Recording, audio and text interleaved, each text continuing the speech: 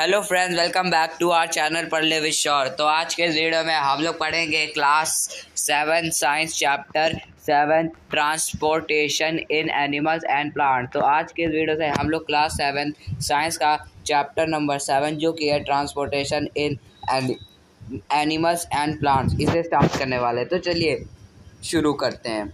You have learned earlier that all organisms need food, water and oxygen for survival. They need to transport all these to various parts of their body.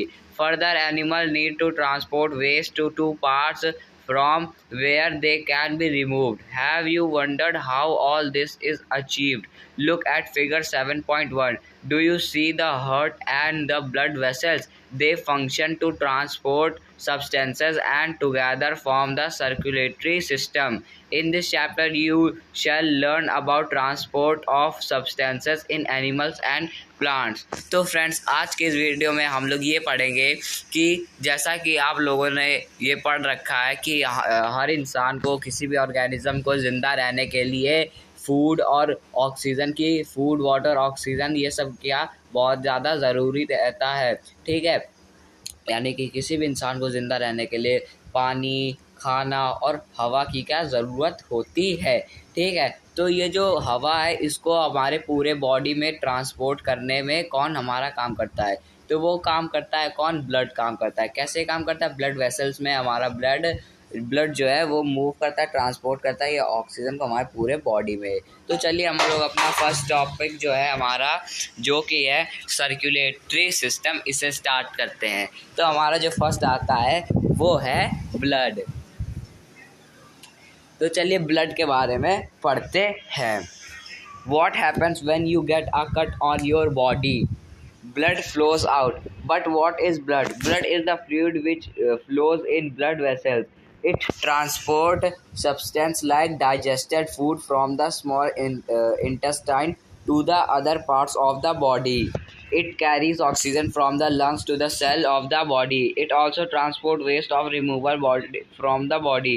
How does the blood carry various substances? Blood is composed of a fluid called plasma in which different types of cells are suspended. तो देखिए friends, इसमें क्या कह रहे हैं कि जो हमारा ब्लड होता है, मतलब कि इसमें हम लोगों को ब्लड के बारे में बताया गया है। तो देखिए, जब हमारी बॉडी में कहीं भी कुछ कट लग जाता है तो वहाँ से क्या निकलता है? वहाँ से हमारा ब्लड निकलता है। तो ब्लड एक लिक्विड होता है, एक फ्लूइड होता है और एक लिक्विड होता है जो कि जहाँ हमारे कट लगता है तो बाहर आ जाता है और वो ब्लड वेसल्स में क्या होता है? ट्रांसपोर्ट होता है। ठीक है, ये क्या ट्रांसपोर्ट कर देता है? जैसे कि जो हमारा डाइजेस्टेड फूड होता है उसको उसमें जितने भी न्यूट्रिएंट्स होते हैं वो हमारे बॉडी के सारे पार्ट्स में क्या ये पहुंचाता है? कौन? हमारा ब्लड। ठीक है, और यही साथ में क्या है, जो ऑक्सीजन होता है इसको भी क्या हमारे लंग्स में और हमारे हार्ट में और हमारे पूरे बॉडी में क्या यही जो हमारा ऑक्सीजन, ये ब्लड है, ये हम लोगों को क्या पहुंचाता है। ये जो ब्लड होता है वो क्या होता है? एक फ्लूइड होता है जिसको क्या कहा जाता है? प्लाज्मा कहा जाता है,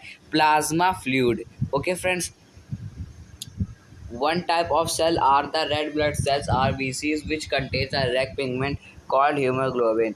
Hemoglobin binds with oxygen and transport it to all the parts of the body and ultimately to all the cells. It will be difficult to provide oxygen efficiently to all the cells of the body without hemoglobin. The presence of hemoglobin makes blood appear red. The blood also has white blood cells, WBCs, which fight against germs that may enter our body. Bujo fell down while playing a game and his knee got injured. Blood was coming out from the cut. After some time, he noticed that bleeding had stopped and a dark red clot had plugged the cut. Bujo was puzzled about this. The clot is formed because of the presence of another type of cell in the blood cells called platelets. तो देखिए friends, क्या कह रहे हैं कि जो हमारे blood होता है वो ब्लड सेल्स जो होते हैं वो दो टाइप के होते हैं। एक होते हैं आरबीसी और एक होते हैं डब्ल्यूबीसी। आरबीसी मतलब कि red blood cells. Red blood cells किस कलर की होती है? रेड कलर की होती है, क्योंकि इन आरबीसीज में एक पिगमेंट होता है, रेड पिगमेंट होता है, रेड कलर का पिगमेंट होता है जिसको कहा जाता है हीमोग्लोबिन। हीमोग्लोबिन क्या करता है कि जो हमारा खून है इसका क्या कलर रेड को क्या अपीयर कराता है। और ये हीमोग्लोबिन खाली कलर भर नहीं करता, ये हीमोग्लोबिन होता है जो हमारी बॉडी में क्या पूरा ऑक्सीजन ट्रांसपोर्ट करता है। दूसरा होता है हमारा वाइट ब्लड सेल, जो कि वाइट कलर का होता है। और इसमें क्या होता है कि जब हम लोगों को जैसे कहीं हम लोगों को चोट लगती है तो उससे क्या पानी सा निकलता है, वो पानी नहीं, वो वाइट ब्लड सेल्स ही होता है। ठीक है, एक बार क्या हुआ कि जो हमारा भूजो है वो गिर जाता है, उसके घुटने में एक कट लग जाता है तो वहाँ से खून निकलता है। फिर थोड़ी देर बाद वो खून वहाँ से बंद हो जाता है और एक डार्क कलर का क्या क्लॉट आ जाता है, डार्क रेड कलर का क्या क्लॉट बन जाता है। तो वो कैसे, तो देखिए हमारा खून जो होता है वो जब भी निकलने लगता है, मतलब कि जब हमारा बॉडी में कट लग जाता है तो जो हमारा खून है वो थोड़ी देर निकल करके क्या वहाँ पे क्या फिर उसमें रुक जाता है। वो इसलिए रुकता है क्योंकि वहाँ पे बहुत सारे सेल्स आ करके क्या उस कट को क्या अंदर से बंद कर देते हैं, जिस वजह से जो खून होता है वो बाहर नहीं निकलता। वो जो सेल्स होते हैं जो कि एक क्लॉट बना देते हैं, उनका नाम होता है प्लेटलेट्स। प्लेटलेट्स का यही काम होता है कि जब हमारे बॉडी में कट लग जाए तो वो आ करके क्या इन्हें रोक दे। तो फ्रेंड्स ये हमारा टॉपिक ख़त्म हो चुका है। अब हमारा नेक्स्ट टॉपिक है ब्लड वेसल्स। तो इसे भी हम लोग स्टार्ट करते हैं, तो चलिए शुरू करते हैं। There are different types of blood vessels in the body. You know that during inhalation, a fresh supply of oxygen fills the lungs. Oxygen has to be transported to the rest of the body. Also the blood picks up the waste material, including carbon dioxide from the cell. This blood has to go back to the heart for transport to the lungs for a removal of carbon dioxide, as you have learned in chapter 6. So, two types of blood vessels, arteries and veins, are present in the body. Arteries carry oxygen rich blood from the heart or to all parts of the body. Since the blood flow is rapid and at a high pressure, the arteries have thick elastic walls. Let us perform an activity to study the flow of blood through arteries. तो देखिए friends क्या कह रहे हैं, यहाँ पे ये बताया जा रहा है कि जो हमारा खून होता है वो क्या वो ब्लड जो हमारा ब्लड होता है वो ब्लड वेसल्स में क्या वो ट्रैवल करता है, वो ट्रांसपोर्ट करता है। यानी कि हमारा खून जो ऐसे ही नहीं होता, वो ब्लड वेसल्स में क्या ट्रैवल करता है। ठीक है, तो ब्लड वेसल्स जो होती हैं वो टोटल दो टाइप की होती है, एक होती है आर्टरीज और एक होती हैं वीन्स। तो जो हमारी आर्टरीज होती हैं वो क्या होती हैं, वो थोड़ी सी थिक होती हैं। वो थिक इसलिए होती हैं क्योंकि आर्टरीज में जो हमारा खून होता है वो बहुत ही स्पीड से, यानी कि बहुत ही ज़्यादा प्रेशर से जाता है, ट्रैवल करता है। ठीक है, तो इसलिए क्या होता है कि वो जो हमारी आर्टरीज़ होती हैं वो क्या बहुत ही ज़्यादा थिक होती है। अगर आपको अपनी आर्टरीज़ देखनी है तो आपको एक अपना हाथ लेना है और क्या उसमें आपको दो नसें दिखेंगी टाइट सी, तो जो एकदम थिक एंड आपकी जो नर्व है उसी को क्या कहते हैं आर्टरीज, वो वाली आर्टरीज नस होती है। ठीक है, जो कि थोड़ी थिक होती हैं और इन्हीं में क्या ऑक्सीजन रिच ब्लड होता है। ठीक है, जिनमें ऑक्सीजन होता है वो क्या उनमें जिन ब्लड में ऑक्सीजन होता है वो ब्लड आर्टरीज में क्या होती हैं तैरती है और ट्रैवल करती है। और इन्हीं में क्या जो प्रेशर होता है वो बहुत ही तेज़ होता है। दूसरा हमारी होती हैं वीन्स। तो वीन्स क्या होती है, वो एकदम पतली सी होती हैं। ठीक, इनमें कार्बन डाइऑक्साइड रिच जो ब्लड होता है, यानी कि उस ब्लड जो वो ब्लड जिस ब्लड में कार्बन डाइऑक्साइड मिक्स हो जाता है वो ब्लड किस में, वो हमारी वीन्स में क्या होता है ट्रैवल होता है। ठीक है फ्रेंड्स, वीन जो होती है वो हमारी बहुत पतली सी नर्व होती है, ये हमारे हाथ में हल्की सी दिख जाती है, जैसे दबाने में क्या ऐसे पिचक जाती, वही होती है हमारी कौन सी वीन्स होती हैं। ठीक है, और जो हमारी आर्टरीज होती हैं, आर्टरी वो बहुत ही थिक होती है। तो जब हम लोग उनको जब वो ब्लड को क्या कर रहे होते हैं, जब वो ब्लड को ट्रांसपोर्ट कर रहे होते हैं तो वो क्या वो ट्रांसपोर्ट करने के बाद वो बताएं क्या जो आर्टरीज होती हैं वो बहुत सारी क्या नर्व्स में स्कीमेटिक डायग्राम ऑफ सर्कुलेशन, यानी बहुत सारी नर्व्स में क्या बट जाते हैं, डिवाइड हो जाती है, जिनको कहा जाता है कैपिलरीज। तो कैपिलरीज ही कहते हैं। अब हमारा जो टॉपिक है वो है क्या हार्ट। तो हार्ट क्या होता है, तो देखिए हार्ट एक पंप होता है ह्यूमन बॉडी में, जो कि क्या करता है, जो कि हमारे ब्लड को क्या पंप करता है।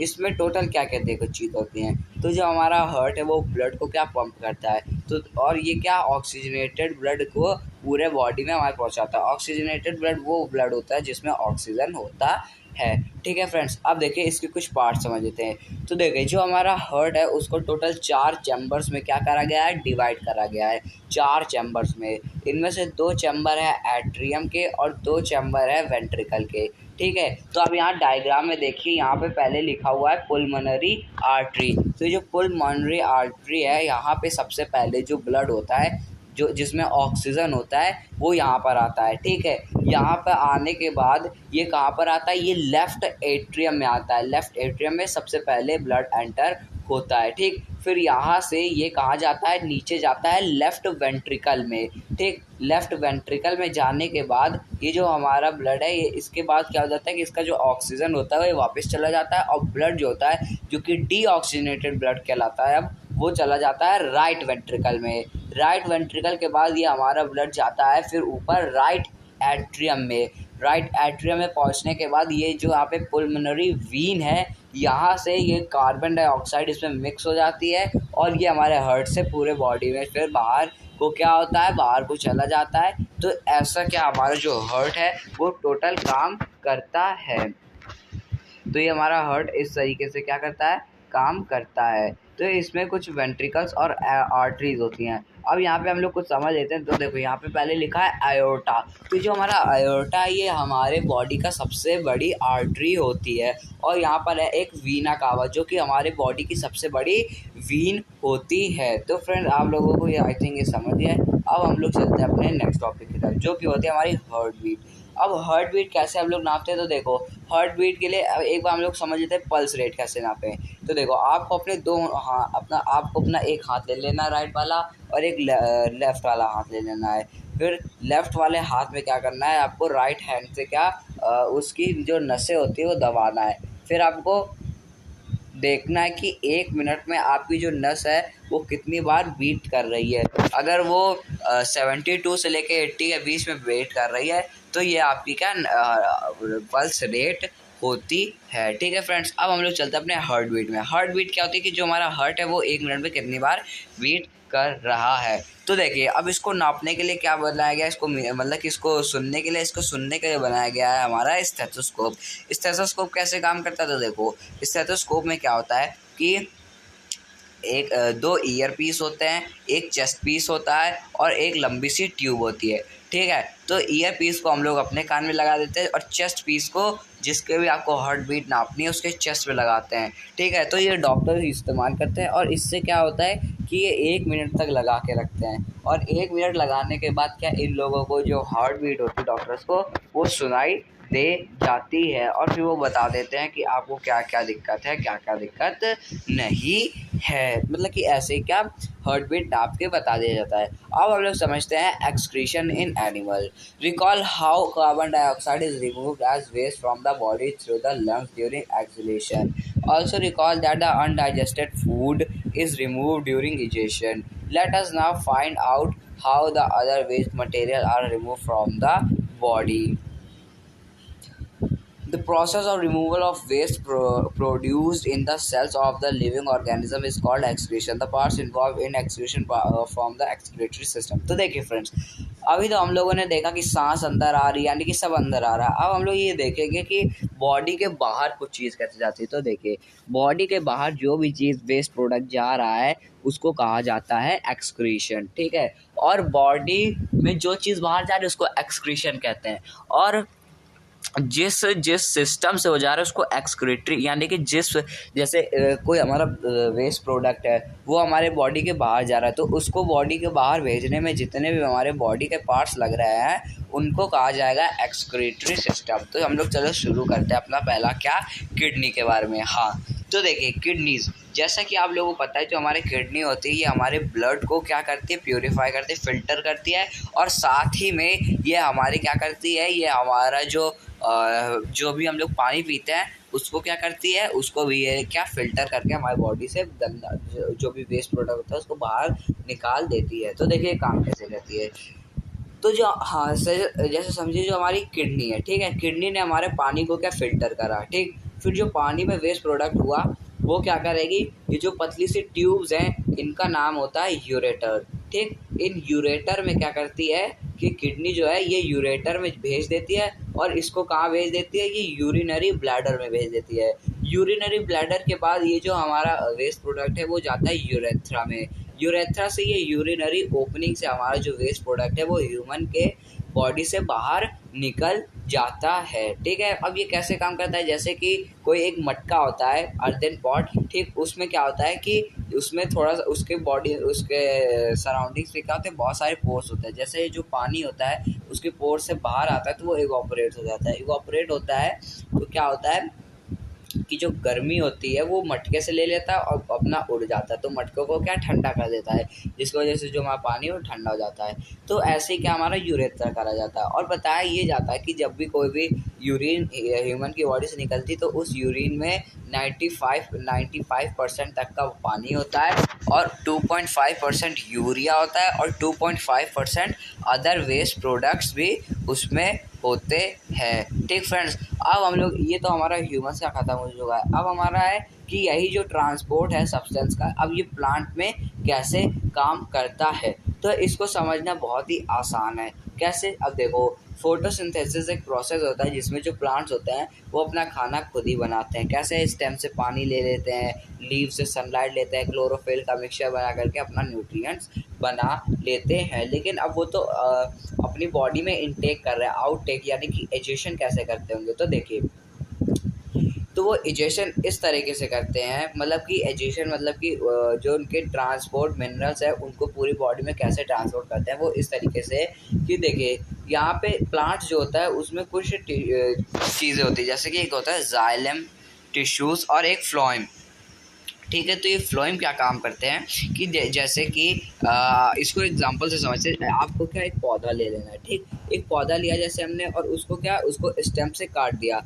स्टेम को काटने के बाद उसको एक पानी में रख देंगे, उसमें थोड़ी सी इंक डाल देंगे, फिर उसको थोड़े दिनों के लिए छोड़ देंगे, 2-3 दिन के लिए। फिर उसके बाद आके देखेंगे तो क्या होगा कि जो हमारे पौधा है उसकी लीव्स में क्या हो जाएगा, वो कलर बैठ जाएगा आकर के। जैसा हमने ब्लू कलर की इंक डाली होगी तो जो पत्तियाँ होंगी वो ब्लू कलर की हो जाएगी अंदर से। तो ऐसे हमारा क्या, ये जाइलम और फ्लोएम काम करता है। ठीक है फ्रेंड्स, तो इसी तरीके से जो हमारा जाइलम और फ्लोएम है वो काम करता है। इसमें क्या होता है कि जो नीचे के न्यूट्रिएंट्स होते हैं वो हमारे पूरे स्टेम्स में पहुंचने के बाद हर एक लीव्स में जाकर के पहुंच जाते हैं। तो फ्रेंड्स, ये हमारा टॉपिक कंप्लीट हो चुका है। अब हमारा नेक्स्ट टॉपिक है ट्रांसपीरेशन, कि जो हमारे प्लांट्स हैं वो ट्रांसपीरेशन कैसे करते हैं। तो देखिए, इनका ट्रांसपीरेशन मतलब कि ये पानी को कैसे अपने अंदर लेते हैं। ठीक है, जैसा हम लोगों ने 6th क्लास में पढ़ा था ट्रांसपीरेशन के बारे में, अब हम लोग उसको एक बार फिर से रिकॉल करने वाले हैं। ठीक है, तो देखिए, जो हमारे ट्रीज़ होते हैं उनकी क्या, रूट्स जो होती है वो एकदम नीचे ग्राउंड वाटर तक जाती है।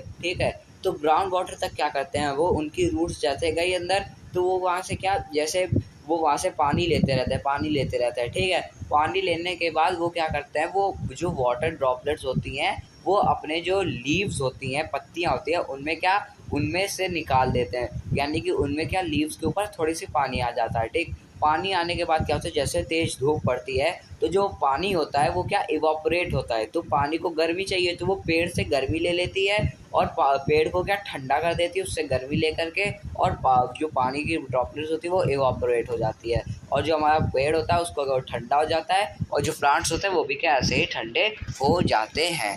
तो फ्रेंड्स, ये हमारा टॉपिक कंप्लीट हो चुका है। इसी के साथ जो हमारा चैप्टर है वो भी कंप्लीट हो चुका है। इस चैप्टर के कुछ कीवर्ड्स जैसे हम लोग पढ़ लेते हैं।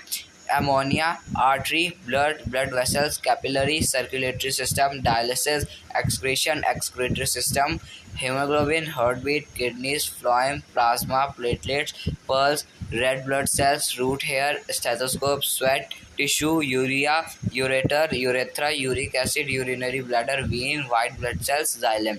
तो इसके जितने भी कीवर्ड्स है ये भी हम लोगों ने कंप्लीट कर लिए है। इस चैप्टर के जो क्वेश्चन आंसर है वो हम लोग करेंगे नेक्स्ट वीडियो में। आज की इस वीडियो में इतना ही, मिलेंगे नेक्स्ट वीडियो में नेक्स्ट चैप्टर के साथ। तब तक के लिए थैंक यू वेरी मच।